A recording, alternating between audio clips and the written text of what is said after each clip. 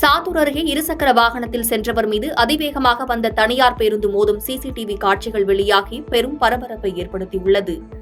விருதுநகர் மாவட்டம் சாத்தூர் அருகே சிவசங்குப்பட்டியில் தீப்பெட்டி ஆலை நடத்தி வரும் குருநாதன் தனது இருசக்கர வாகனத்தில் 7000 பண்ணை சங்கரன் கோவில் செல்லும் பிரதான சாலையில் சென்று கொண்டிருந்தார். அப்போது எதிரே அதிவேகமாக வந்த தனியார் பேருந்து இருசக்கர வாகனத்தில் பலமாக மோதும் சிசிடிவி காட்சிகள் தற்போது வெளியாகி பெரும் பரபரப்பை ஏற்படுத்தியுள்ளது. இந்த விபத்தில் சிக்கிய குருநாதன் பலத்த காயமடைந்து நெல்லை அரசு மருத்துவமனையில் சிகிச்சை பெற்று வருகிறார். இந்த விபத்து குறித்து குருநாதன் மனைவி அளித்த புகாரின் பேரில் விபத்தை ஏற்படுத்திய சிவகாசியைச் சேர்ந்த பேருந்து ஓட்டுநர் முத்துக்குமார் மீது 7000 பண்ணை போலீசார் வழக்கு பதிவு செய்து விசாரணை மேற்கொண்டு வருகின்றனர்.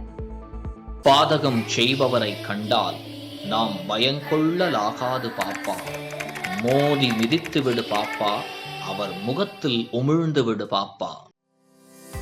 அண்மை செய்திகளை உடனுக்குடன் தெரிந்து கொள்ள இணைந்திருங்கள் எம் நாடு தொலைக்காட்சியுடன்.